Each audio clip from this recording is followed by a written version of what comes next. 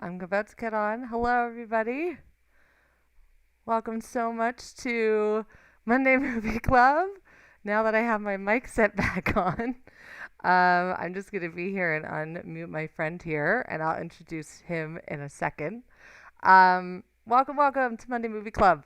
We're so excited that you could be here. I know currently it's just a couple of us in chat. A few of us are now popping back in. Thank you so much for coming on tonight. I hope you enjoyed the film.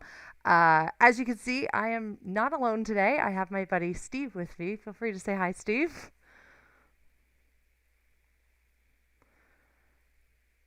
Oh, hi. There you go.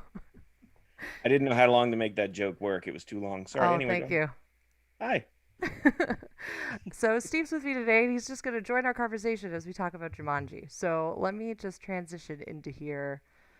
It's a lot of clicking tonight. It's a lot more tech than what I'm usually used to. So thank you guys for bearing with me. So as we continue on tonight, just remember our guidelines that we have for Monday Movie Club. First, to share Monday Movie Club using our hashtag, share with your friends, all this other business. Those that you would like to watch the movie, participate either watching the movie and having the in-home discussion questions, watching these live streams online with your friends and family, as well as participating in live chat as some of us do every week. And finally, to be kind and loving to one another. I don't need to necessarily remind all of you because you are all so encouraging to one another anyway, but it is good to see you all today. One of our people has an interesting screen and fish in the corner for you, Steve, in live chat. So a little bit of a call out to you. Uh, Sweet.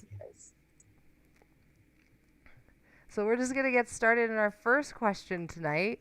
Actually, before we do that, I figured let's get to know Steve a little bit. So I have a bit of a rapid fire couple questions for you, Steve, so our community can get to know you a little bit better. So just to start us off, as I lose all of my notes, here we go. What is your favorite color? We'll start out really tame. Blue, but my 5-year-old would say red. Now, why would your 5-year-old say red? He decided that was my favorite color. I think it was because blue was taken by my 10-year-old and we couldn't have the same favorite color. Okay, He told me today, he said, red's your favorite color. I said, I guess it is. that's nice. Don't tell him. No, It's nice when our kids can decide those things for us. that's right. That's right. If money and current COVID restrictions did not apply, what would you do all day? I would be at Disney World all day, every day, just and going with the park hopper pass between the different areas. That's No awesome. question. That's awesome. What is your favorite ride at Disneyland? What do you do the most there? What is my favorite? Or Oh, which one do you ride the most when you're there? Like, what's a must have for you? oh, a must have. I have two must haves now because I was at fun story. I was in Disney World when they closed the schools for COVID. I got Back a in the text from before my buddy times. back in the before times. I got a text from my buddy in the lineup for the Seven Dwarfs Mine Train that the schools were closed. Um, the best two rides in all of Disney World that I have been on are Rise of the Resistance in Galaxy's Edge, which is just it'll melt your face. It's so good. Okay. I was in tears. It was a beautiful moment. And surprisingly, coming in at a very close number two, Mickey and Minnie's Runaway Railway, again in Hollywood Studios. Watch them on YouTube.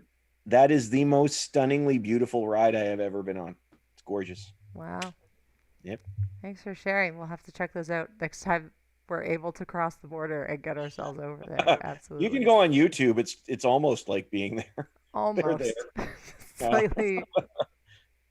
What was the first movie you ever saw in theaters? Well, when I was born, theaters didn't exist, so that's a tougher question, I Back when think. Moses was alive? All that other Back good when stuff? Moses was alive, we used to do finger puppets on this on the window.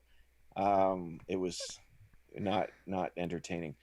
I will tell you, I can't tell you what because my parents didn't take me to the theaters a lot when I was a kid. We went to see only see Disney movies, which were not even really new. They just keep re-releasing them in theaters because, and this is true, VHS was not a thing until I was about 7 years old. Okay. My favorite early movie memory, and I can say this, was I saw Return of the Jedi when I was 9 in the Cinesphere in IMAX, and at that time that was the only IMAX in like Canada. And that speeder bike sequence, it is gorgeous on IMAX. I'll tell you that That's right now. awesome. That's awesome. And I'm just going to end with this. In Jumanji, we see a lot of really bad turns. Like bad things happen on these people's turns in the board game. Which of the turns would be the worst for you? Spiders, Really? giant spiders. Those were that is literally the stuff of nightmares. I don't even have to think twice. Do you see those things? They're the size of your face. They're enormous. Let us know in chat what your worst turn would be. Mine, hands down, the crocodile in the water. That is the worst. And Over like not spider? knowing it's there until it's too late. It's a crocodile. It's okay. Human eating machine. You see how the size of that thing? My 5-year-old rode one when we were in Florida last time. Well, he is much braver than I. Get out of the water. It's fair. It's fair. It's a fair comment. All right. Well, let's continue on in our discussions. Feel free to live chat to ask any other questions of Steve. I'll see if I can populate them in. But we'll also continue chatting. Uh, the mosquitoes. One of our chatters say, Amy. I don't know if that's Mango or you, Amy, but she says the mosquitoes turn. And she said she'll never go to the cottage again. Yeah, Yep. all of us got a different thing. And Mango would say the hunter. The hunter is the worst. That would be their their worst ones. Yeah. The water would be fun. I think the water thing would have been that would have been a blast. When the water comes bursting in, they go down the hall, the stairwell, and I that. have no problem with the water part. It's the thing lurking in the water that's the problem, Steve. That's the problem. I would be like the first thing I can grab for a raft and like going down like a boogie board down the stairs all the time. Fair. It's fair. All right, let me transition to our first question that we could talk about here and let chat in on as well. What would you do? What would be the first thing you would do after 26 years of being trapped in a board game? Use the bathroom. Yeah, I After mean, that, honestly, like the whole like shaving and like looking at a mirror and like all this other business, that would be. I actually forgot the scene in this one when we were watching. When we watched it again. It'd been years since I'd seen it, and he comes out and he walks in. He goes in there. He's like, oh, he sees the toilet paper for the first time in 26 years. I'm like, oh yeah, oh, I guess that would be something that would be memorable. Yeah, for sure. I would cook a meal. In all seriousness, I would go to the kitchen. Once the PTSD settled down, cook myself a half decent meal. Yeah. I think I would just walk around and just look at stuff in awe. Like, you know how like the people who like experience a traumatic effect and like go mute? I feel like I'd be one of those and just like stare at the world for a while and then eventually just explode and be like, "Do you know where I've been?" Just completely go off of the rails. Amy says she'd find her family and hug everyone. I think that's also kind of like priority. Although to be fair, like he does not look the same after 26 years. No, So to them, it'd be like, why is this stranger hugging me? that's Uh, true. right? Because you'd age significantly. Yeah, yeah, it's true. Oh my gosh, my son would be like an adult. And That I'm is like, true. that'd be insane. He's a He might be toddler now. married He'd to be like an kids. adult, maybe with his own kids. Oh wow. That'd be Amy didn't think about that. It wasn't one of her things. But yeah. Oh man. Yeah, let us know what you would do after 26 years. Let's go to our next one.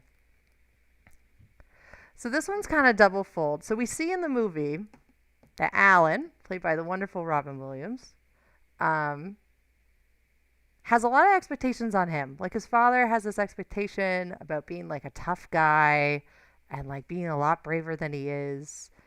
The kids have an expectation on the adults to, like act like adults and like do the game. And they're, they got their own traumas to deal with attached to this game and all this other stuff. And even with the kids, like there's this expectation of though you're grieving, you still need to like continue on life and not rebel and all this other stuff. So our question to all of us tonight would be what are some expectations that others may have on you and or do you ever feel pressured to live up to those expectations? I think for me, yeah, there's definitely some expectations. I mean, my son on a daily basis will let me know that I do not live up to his play standard expectation because he has this wild imagination with his toys, and I try really hard, and yeah, like daily he'll just be like, "Mama, that's wrong," and like have to teach me how to play. And so there's an expectation there that he has about getting that kind of standard. And yeah, now I don't kind of feel pressure for my 3-year-old, thank goodness. But yeah, I think that's one thing that I could kind of pinpoint immediately. It happened just a couple hours before bedtime today to me, so it's real fresh in the noggin. Um, Yeah, that's got to be tough when, your kid says you're not playing right. That's I know what that's like. I've been there myself. Um, and it's kind of funny because you're like, no, but we can do it this way, but no, the expectation is that it has to be a certain way, or they enjoyed it a certain way once before, and it has to be exactly the same level of excitement the second time around. Absolutely. Yeah. Absolutely. Yeah. Yeah. Amy's got a good point. She says this, I think I actually put pressure on myself. Pressure to be a good mom, a good wife, a good sister, a good friend. Like, yeah, I think a lot of us experience that, Amy. I think we all kind of get this feeling of I should be up to this standard. Wherever that comes from, society, how we were raised, others within our own brains. Yeah, and a lot of that pressure can come within. Absolutely. Great insight. Mm. Um, yeah. I know sometimes I feel pressure from other people in regards to how I react to certain situations. Because Mm. as Christians, sometimes, like, I don't go to the same level of panic as some people because we have hope that, God reigns over all things. He's in control, He's all powerful. So though it may bother me, I'm not panicked or anxiety ridden or anything like that. And so I do have a few people in my life that have been like, do you understand what's going on? I'm like, I do. It just doesn't bother me as much as it bothers you. And so then Mm. I start to, you get that, it's like, should it bother me more? I don't know. You What about know, you, you know, Steve? What are some expectations that others may have on you? Or do you ever feel pressure from expectation? I feel that every day. And actually, everything you've said so far, I think, is fantastic. I mean, I think that observation about expectations of yourself, I mean, that's a great one. Um, and because a lot of times we have our expectations of ourselves are not met with reality. We think we should be better at things than we are, not because we're bad at them. We just think that expectation should be, we think we should be better. And then we end up comparing ourselves to others. I mean, as someone who struggles with anxiety and depression, I mean, then you spiral, Right. you spiral, right? Um, you know, and we can put a lot of pressure on ourselves. Even as Christians, we can not meeting it up to God's expectations. Mm. And then that's where the love of Jesus really comes into play. But you know what also can really, what I find is really tough is when people have expectations of you that are not stated. That Oh. is tough. That is tough. I found that at places where I've been before, or worked, or what have you, where you feel like you have these expectations, but they haven't been made explicit. So you don't know if you've met them, and then if they're disappointed, you don't know why. Right. Not a clear goal. Um, but and I mean, I have a family too. Expectations of helping to take care of our family, provide, be available.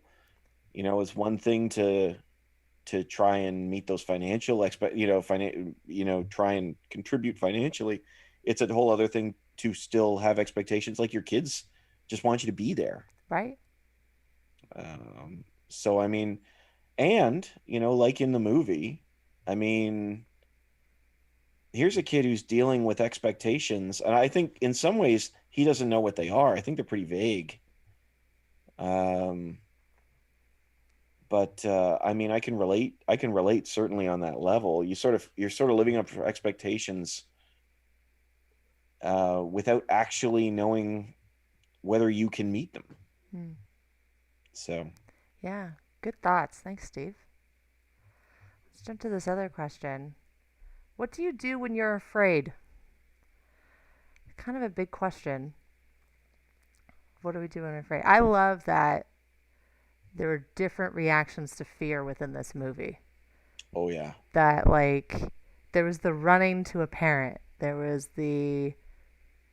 the escapism, like just get as far away as you possibly can. There was the like plug your ears, plug your eyes, it never existed kind of denial of it. Hmm. There was the just get it done and do it, like determine it, fight it, right? I love that they kind of explored all these different reactions to fear in various different characters. It was great. Um, Yeah, yeah, it is. I like that. Sorry, I didn't sound no, like you're it's gonna. okay. What do I do when I'm afraid? I think like high emotions really hard for me, and so I like to compartmentalize in order to accomplish whatever needs to get done. So I tend to be the person that's like, okay, like this is scary, and I'll just deal with it. Like spiders, for instance. Like I don't like spiders either. And this past fall, a couple spiders decided to have nests and lay about 30 of them in my kitchen. And so like wake up in the morning to like tiny little spots on my ceiling, and I'm like, okay, get the swatter, and we're going to, as I said in front of my 3-year-old, teach them to not live here. And Teach which is, them to not live is what we're well, going. here, if they did this Oh, outside, here. they'd be fine, but they can't do this in our kitchen. They can't be here. Um, and so did that, and so but then once that was done, I was like, okay, like mommy's gonna go just like wash your hands. And then I was just like, the shivers happened, and like had to deal with like feeling they were all over me, and like, so I tend to be the person that like compartmentalizes my fear experiences.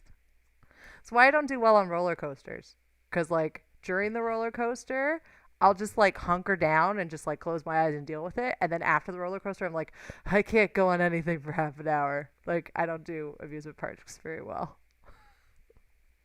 I'm really good at being the person to hold the bags while you go on the scary roller coaster.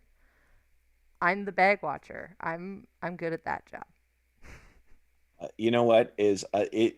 And the good thing about that job is that everybody needs that person, so it doesn't even draw attention to the fact that you're not getting on that ride. It's Exactly. a logical out. I mean, doing youth ministry, that was it. It was like people were like, oh, we're gonna do every ride, and I'm like, yeah, well, you know what?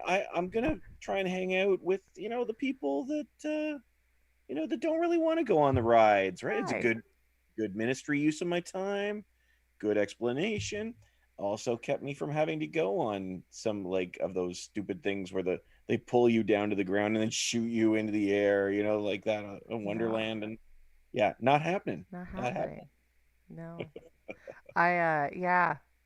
No, they always try to get me into the rides, and they're like, "Come on, so just one." I was like, "Then who's gonna watch the bags?" And they're like, "Oh," and I'm like, "See, I'll So, get the next one," and then the same excuse happens.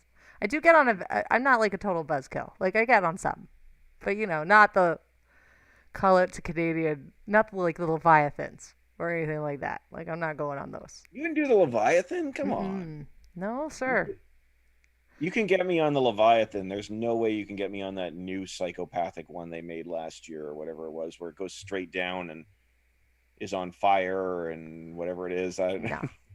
It ain't happening. Unless it's really fast and spinning me around so much that I have no idea where I am, I'm not going on that ride. Vertigo. If it gives me vertigo, I'll do it. Yeah, I won't know where I am. If I that's how black that out, works. right? Yeah, yeah, yeah. If I It's can fair. see it coming, like if it's a track and I can see the loop to loop coming, I can't do it. No. We have a Understood. couple comments in here about the bat or Yukon Striker. Yeah, no, I'm not doing I the haven't. bat. Are you telling going up? Wait, is that the bat where you go up and then you got to do it backwards? Or is that the beast? Am I thinking Yes, it's beast? bad. It's the bad, but it's not that bad. It's really No. not that bad.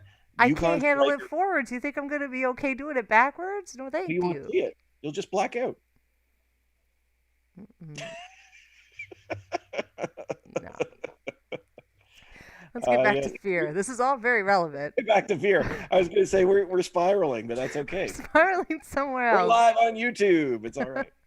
uh, One of our people, Amy, I tend to blow things way out of proportion and then I feel trapped by my feel.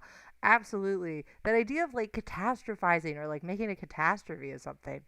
Yeah, constantly. I'm a type of person that hates the like doing phone calls. Like I could do a text, I could do a web call, like seeing a person, but just the voice on a phone, like I can't. It if you've ever had a phone call with me, it's because like I love and care about you, and so I deal with my anxiety attached to that because I just catastrophize like the person's gonna hate what I'm saying, and like I go to like the worst place, and then it's like a day until I make a phone call, and I'm just like, it's a phone call, come on, I don't know what it is about the phone. The Zoom calls cause me so much less anxiety than making a phone call. Like so much. Like I could totally relate to that. We had a situation here right before this call. A parent of a kid who's friends with our oldest um, gave us their phone number for the first time and said, "Hey, give me a call." And I'm like, like a uh, call or like a "Oh, FaceTime call, no, a phone call." I'm like, "Can we text?" Like, I'm like, right? I don't know. I don't know why. They're probably watching this right now and they're saying that's why he didn't call. No, Ah, it's okay. but no, yeah, I know. Fear is a funny thing. Fear can make you do and think crazy things. It really can. Like it can. You talk about avoidance. Avoidance. There's passive avoidance. Like I'm going to hold the bags. I'm going to find another thing to do. Right. I mean, fear can totally it could just paralyze you. It could just paralyze you, and it can change the way you see everything. Like, why is a phone call scary? It's not. The person has said, "Give me a call." Right. It shouldn't be. But I know so many youth that said to me, "Don't call me unless it's an emergency. Just text me. I will text you back." And now I can relate to that. I'm like, I would prefer that text or that message or that whatever it is than a phone call. It's really interesting. Something about fear makes the room darker. Mm. I mean, doesn't matter. It just does. It just does. We have a comment. Fear has kept me from many things my family thinks I should enjoy, like water slides and zip lining. I feel like fear is like a combination of like things that we know would be bad for us. So, for instance, if the water slide was just like a natural occurrence and it was like, let me just jump off of this thing with water, Hmm. I mean, there's a survival instinct attached to fear too, where it's just like, don't go down the dark alley, even though it's the shorter way home. You don't know what's in there, right? Like there's some logic that has to come with fear. But then yeah, there's things in life that simulate that fear. Roller coasters. I like the idea of water slides and zip lining too. Like these kind of like thrill things, right? Where they're like to simulate this like horror movies for me do that too. Like I can't watch horror movies. I know some people love that idea of like jump Yeah. scares and like the monster in the dark and I'm just like, nah, I can't. It's too real. Like I can't do that. Yeah, I will do horror if I have to, but I don't like it. and I don't understand why people shell out big bucks to be scared. Right. Uh, it doesn't make a lot of sense to me. I got a story for you. Here's a fear moment for you. There you go. I don't know if I've ever told you this story. So my Exclusive on the internet here at Monday Movie Club. here it is. Um, ding, ding, ding, ding, ding, ding, ding, ding. No, the week before my wedding, my best man and my groomsmen threw me in a car, not literally, put me in a car, and they said, "We're going somewhere." I'm like, "Great." And they drive for like an hour and a half, and they pull out, and it says skydiving. It says skydiving. And I looked at them and I said, what are we doing, guys? They're like, "You're going skydiving." I said, "We're going skydiving?" "No, no, you are. It's your wedding present from all of us." Now, a preamble to this story is that multiple times over the previous 2 years, we driving along with my fiance, and I'd see it, and I'd like, man, I'd like to do that, knowing in my head that I would never actually do it. But you have those things. You're like, yeah, I kind of like to do that someday. So anyway, I was so scared. There are two videos that were made. One is the professional one by them, and it's like playing like "Look into the sky to save me," and I'm like, wee, jumping out. The other's on my home video, and I have crazy eyes in the home video because it's just like Steve unfiltered, and I'm like, I'm gonna murder you all in your sleep. See, the professional edited those ones out and then like Oh, dubbed over the screams with this like happy-go-lucky thing, so you'd have right. good memories of it. But the reality is, But, and see, this is where the water slide tie-in came in. I said, but I did it, and I really would do it again. It was the best thing I have ever done. wow, really? Jumped out of a plane at 10 or 12,000 feet, No. and it was the greatest feeling in the world. And by the end, now, I was not in a good place when I got on that plane because I was so afraid. I was so afraid, as most people would be.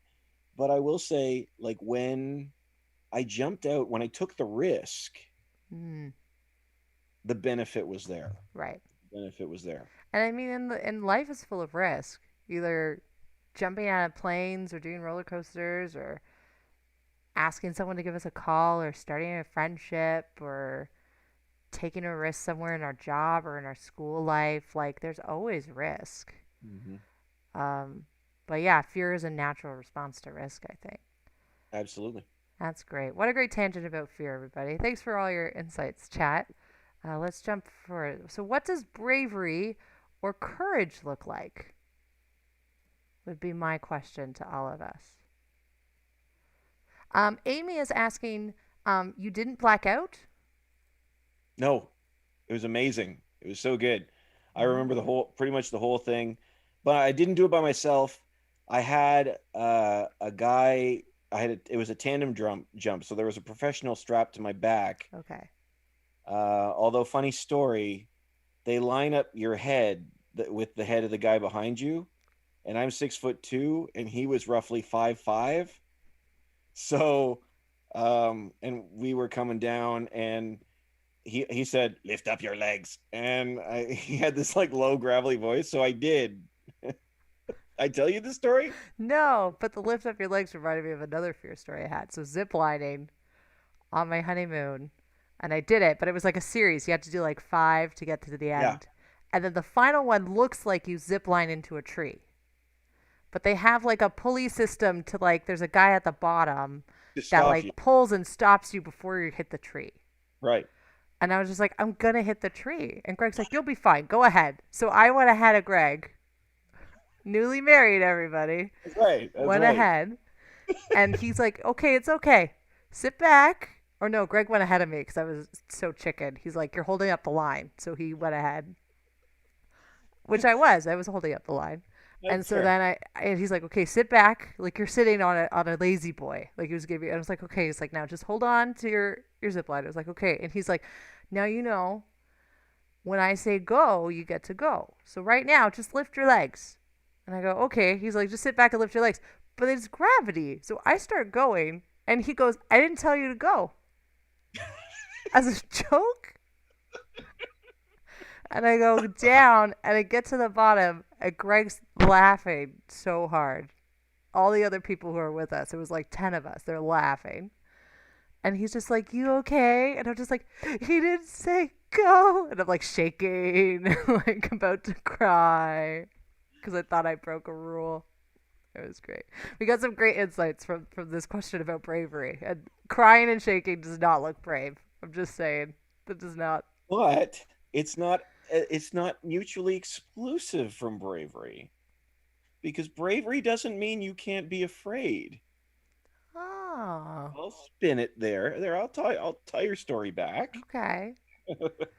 It doesn't mean you can't be afraid, because bravery, I would say, is the action of taking a step that does make you afraid. Um, because you're stepping into that risk. And I don't mean walking down that dark alley, because I think there's intelligence that goes with bravery. Sure. Side note, Teen Titans Go to the Movies. Very funny scene where they save Batman's parents by recommending he goes down Happy Road instead of the dark alley. That's a sidestep. But bravery bravery is taking those actions in spite of the fear, I would say. That's That's, I think. exactly. So Vesper in our chat says that doing something even though you're scared. Mm, Yeah, that's a good thing. So, a few of the others. Having people to support you through the scary times in life. Thanks, Alice, for commenting on that. Or knowing you can, this is another comment from Alice, knowing you can do all things through Christ who strengthens you. mm, So, even though, I like what you're saying, even though you're scared, being able to do it. mm. Amy, what a great testimony. I see bravery and courage as my parents being missionaries in Africa for 23 years. Like, yeah, like taking risks like that, like going to a completely different continent, different culture, Mm, and being there for such a long period of time away from comforts of what you're used to. That's brave. That's can be courageous. mm. Yeah, I've noticed that a lot of our culture like thinks of bravery and culture as or bravery and courage as like just being tough. But I think there's a bravery that comes with being true to yourself and vulnerable and allowed to share what you're actually experiencing, right? Like, so being afraid and being okay with being afraid in that moment. I think there's a courage that comes with that, just being kind of authentic and genuine as well. It doesn't always have to be stiff upper lip, right? Like the dad tells Alan Mm. in Jumanji. Like, it doesn't always have to be that kind of strong persona. It can also be kind of a more sensitive piece too, I think. Yeah, and that's where I think Jumanji hasn't aged quite well. I mean, that the movie's like 25 years old now. But um, when you look at it, the the one who says and the line is there that says, it's okay to be afraid, um, never comes from any of the men.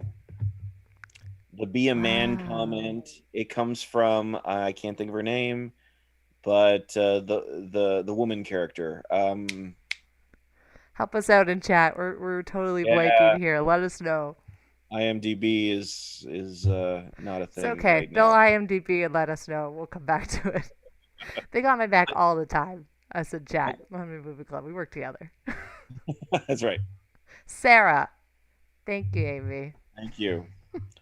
But I mean, it's Sarah, I think, that says it to the kids. Meanwhile, Alan and his dad and Van Pelt, it's all about be a man, be a man. And I think even his final line, the dad's real final line is, we'll talk about it tomorrow, man to man. So it's still not there. But again, the movie's like 25 years old. I can't fault it for Right. for that stuff. But I wish that had been more explicit Hmm. as a part of it, because maybe it's not appropriate. Maybe it wouldn't have worked about a guy who's been trapped in the jungle for 26 years. But anyway, I think that would have been interesting. Amy makes a good comment. She says, I love how Alan responds to that, which says father to son. So it's not necessarily just about man to man, but about the relationship between a father and a son. Great insight, Amy. Excellent. Yeah. So that's our final question. Before our final thought, Steve, would you mind sharing what was kind of something in regards to this theming in Jumanji that you can tie in with what we see in scripture and things along those lines, and you'd like to share with us as a community? You mean do the final thought? Yeah, do that Oh, part. yeah. Okay. Oh, that part. Okay. That part. Um, Yeah, okay. Well, when I was watching this movie, and like this, first of all, it's this one's kind of a classic. It is so different than the new ones that you see now. It is so different. Um, but yeah, it brought me to Joshua, the book of Joshua. I'm looking at Joshua 1:9, 1 verse 1, 1 to 9 says, after the death of Moses, the servant of the Lord said to Joshua, son of Nun, Moses' aide, Moses, my servant, is dead. Now then, you and all these people get ready to cross the Jordan River into the land I'm about to give to them, to the Israelites. I'll give you every place where you set your foot, as I promised Moses. Your territory will extend from the desert to Lebanon, and from the great river, the Euphrates, all the Hittite country to the great sea on the west. No one will be able to stand up against you all the days of your life. As I was with Moses, so I will be with you. I will never leave you nor forsake you. Be strong and courageous, because you will lead these people to inherit the land I swore to their forefathers to give them. Be strong and very courageous. Be careful to obey all the law my servant Moses gave you. Do not turn from it to the right or to the left, that you may be successful wherever you go. Do not let this book of the law depart from your mouth. Meditate on it day and night, so that you may be careful to do everything written in it. Then you will be prosperous and successful. Have I not commanded you? Be strong and courageous. Do not be terrified. Do not be discouraged, for the Lord your God will be with you wherever you go. And when I was thinking about this film, one of the things we I was thinking about is that fear really does shape your perspective. If you're in your home, you're safe, the place that and if that's a safe space for you, and you're alone there, that safe space can feel unsafe very quickly. It doesn't. The house is the same. Nothing's moved. Maybe you're just watching YouTube on your TV or whatever, but it feels different, and we can get totally overrun by it. But it changes the way we see the world around us. And I like this passage because this passage is in a scary time. Like, it is a scary time for him. Moses is dead, or has just died, and Moses was the man. He wasn't a man; he was the man. Like, I'm a pastor, and if I had one of the things he had on his resume, like, people would be lining up to hear me speak. Um, like, this guy led Israel out of Egypt. He parted the Red Sea, defeated nations, and now he's gone. He's gone, and Joshua is left in charge, and he's afraid. I mean, we know he's afraid. Joshua doesn't say a line here, but he doesn't have to, because 3 times the Lord says, "Be strong and courageous." And he's not mad. He does say, "Don't be afraid, don't be discouraged." But he's not angry. He's like trying to pump him up. Hmm. And the fact that it needs to be repeated 3 times shows that this was a terrifying moment. Like we just said, where Sarah, this is the equivalent of Sarah saying, "You're afraid. It's okay to be afraid." But he's saying, "Don't be afraid." You don't have to be. Um, what he's doing here, and this is what I was thinking about when I was watching the film and thinking of this passage, is the Lord is inviting Joshua to play the game. He's Hmm. inviting him to play the game. Joshua's sitting there with the board in front of him, and all he can think of is, I can't do this because the guy who was ahead of me, he he was here. I'm this guy. I'm this guy. Um, so I mean, when you look at how do you do it? How do you have the courage to play the game? I mean, going back to the movie, Alan was totally he was paralyzed by fear at the beginning, of course, and he talks about how there were things that would make you haven't seen in your nightmares. Like he was scared every single day. But more than that, I think he was afraid he'd never live up to his dad's expectations.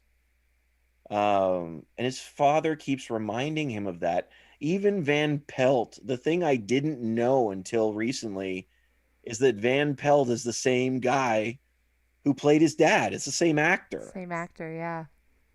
Yeah, and my favorite line in the movie actually, it's not a good line, but it was my favorite line because I hadn't caught it before.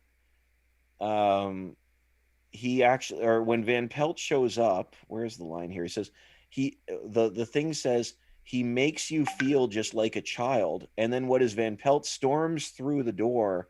It says, "Come back and face me like a man," which is exactly what his dad had been saying to him over and over again. So what he's really doing is he's facing down his dad, Yeah. facing down his father. And he spends most of the movie running away from the thing that scared him most. He's not scared of the croc. He's not scared of the lion. I mean, he's scared like he didn't want to get eaten. Fair. But it's Van Pelt that terrifies him. He takes off because it's his dad. Now Joshua's different. Joshua's a little different here. He could have run. I mean, Jonah runs. Yeah, Takes off. talk about someone who runs from fear. There's a guy. Yeah. Yeah. Joshua doesn't run. Um, because God reminds him of his promises. He says, I'm going to let you take the promised land. It's actually a really boring part of this passage because he starts listing territories. It's really dull. It's like a map, and it's sort of like I even when I read it now, like my eyes glaze over. But the cool thing about it is because what it's setting this incredible expectation because they've been waiting for it for 40 years. And he's like, "You're going to do this now. I promised it." He says, "As I promised Moses, so I will be with you." We're going to do this. And he asks Joshua to lean into his fear because he's not alone along the way. And Joshua in this passage, he doesn't have to be Moses. He needs to be Joshua. It's a new chapter of the story, but the Lord's still with him through it all. And I mean, I would say too, not only does he invite him to play the game, he gives him instructions. The game comes with instructions Right. because he says, uh, do not let this book of the law depart from your mouth. Meditate on it day and night so you can be careful to do everything written in it. Jumanji has rules, and and they won't let you break them. But these instructions are offered to say it's not like don't you dare. It's more like take them in, let them sink in, let them change the way that you understand the world, and you won't be afraid. You will be strong and courageous because you'll see that I'm here, even though you're afraid. So, I think Jumanji's a great example of stepping into fear. And I mean, Alan, by the end, has the courage to face his dad. Um, is it fully satisfying to me still watching it? Not personally, but I love how they resolve it. I do love that it gets resolved, and I love, to me, the most important thing is the dad in this film softens. Mm, But it still bugs me his dad doesn't really apologize. That fair. that gets me. That bugs me. But But Alan, the whole point is though, Alan lean like he overcomes it. But what we see is with Joshua, we have been invited to take those steps out. God's inviting us to take a journey with him. And he's not leaving us along the way. He's not a dad who's chasing us down and hunting us. He's a dad that's walking with us. And that's what I thought was really cool. Thanks, Steve. Great insights. Yeah, I love what you say about God says us not to be afraid and actually invites us into the game and gives us the instructions. It reminds me of the moment of when Sarah's so terrified. Mm-hmm. And it's the kids and Alan that are like, we have to finish. We Mm-hmm. have to finish it. And it's like they all together kind of encourage each other in a way that God encourages Joshua to be courageous and to not be afraid and to continue until it's done, right? Great That, insights. Thank you for sharing. That's fantastic. thanks, Sue. Um, yeah, a few people mentioned some things. They didn't know. Amy didn't notice the connection with Van Pelt or the father either. Crazy, Um, right? it didn't catch me until I was talking about it with my husband Greg, and then he's just like, "Well, it's the same actor," and I was like, "No, it's not," and I had to like rewind, and I was like, "It is," and so it was really interesting that they did that. Yeah.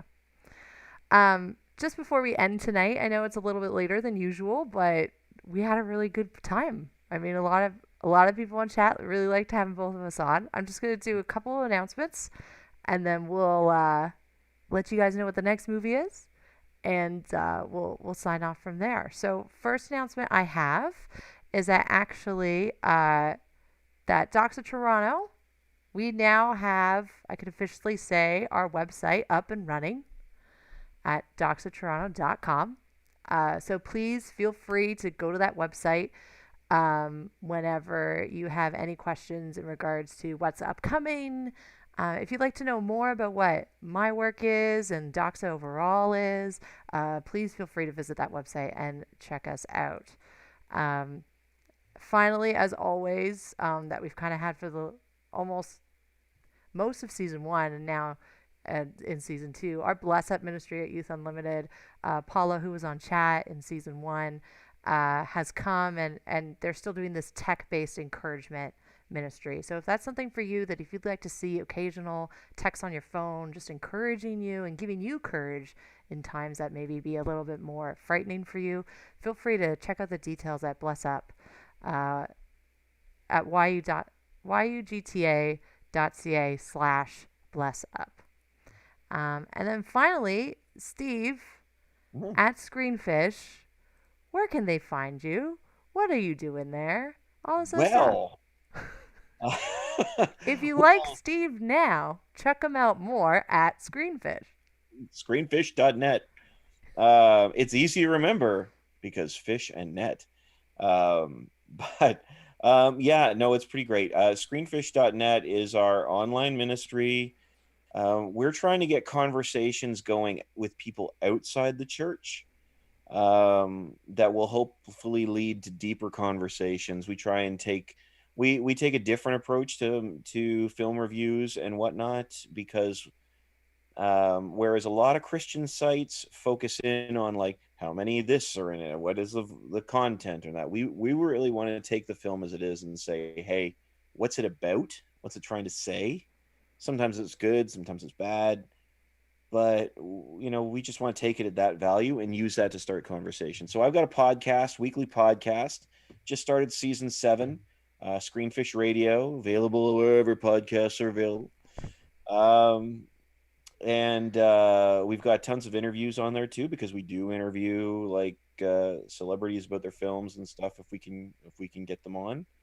Who is the um, last celebrity you interviewed? the last celebrity that people might know, because Sure. I'll interview anybody, and the last celebrities people might know, I would say Tiff was low this year. Jay Baruchel was one. He was the voice of the guy from How to Train Your Dragon. Okay. Interviewed him about a horror movie that he made. I had to watch a horror movie for that one, but that was fun. That was fun, and oh man, I can't think. But they're all in the podcast stream, and that you can find us on Apple and Google and Spotify and all that stuff. Now the other thing we're doing is I'm also planting a church through Connect Ministries, which is a Toronto ministry that looks at unique expressions of church. So basically, what this church is an opportunity to have conversations. Some people are going to want to have conversations like this through the arts. We're helping support local refugee kids as well.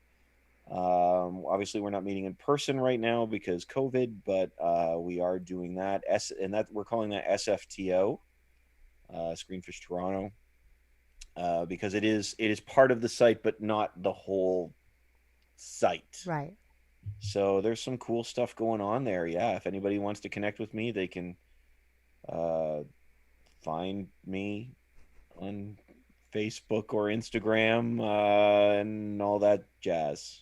So Awesome. Thanks, Steve. Thank you so much for coming out. A lot of people are thanking you for joining us and thank shouting you you. out throughout the time. Apparently, you had a few people laughing hysterically during chat, too. So it's been great to have you on. Steve's a good friend of mine. We've known each other for quite some time now. 9 years now. We've known each other. 10 I was gonna years, say it's been a long actually, I think now. time. So yeah, so it's been great to have you here, Steve, and supporting us here at Monday Movie Club and just hearing your thoughts. So thanks so much for that. Thank you so much. Honestly, it is. I'd come on anytime you ask, and love chatting with you anyway. But it's also fun to go on someone else's show and know that they're the hosts. No pressure. No pressure at all. I'm like, this is great. Holla! So the moment you've all now watching have been waiting for our next movie, which will be on our live stream on November 2nd. So you got 2 weeks to watch it. Uh, I felt like this for season two, we should have a wide variety of films that we're attempting to watch, not just the popular and the pop culture. So this one's more documentary esque, but I tried to pick one that's a bit more entertaining and not as deep to watch. So next 2 weeks film is going to be Disney Nature's Penguins. It is available now streaming Good one. on Disney Plus, as well as available for rentals at most of our rental sites, YouTube, Google Play, Cineplex.com. So please check out all those sites. As well, it's a fairly popular film. Check out all your local library content for watching as well, if you'd like to look at those resources as well. Um, we'll be having all the questions for that posted later on this week, and the live stream for that will be on November 2nd, so in 2 weeks tonight. So again, thank you so much, everyone, for coming out tonight and being with us. And we hope that you stay healthy, stay safe, and stay connected. Bye, everybody.